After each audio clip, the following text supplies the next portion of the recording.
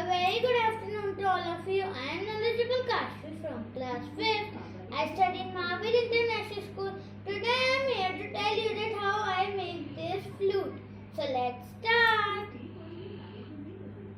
First of all, I use a yellow paper for making a stick by rolling it. After that, I take 2 color paper more. You can take of any color which you want. Then I cut them in small pieces and paste them over the yellow stick, both the side. After that, I have to make these peacock feathers. So, firstly cut many leaves of different type of color paper too.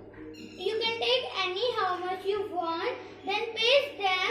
Then I do its decoration. For decoration, I paste some stones in the middle of this peacock feather and some on the flute. After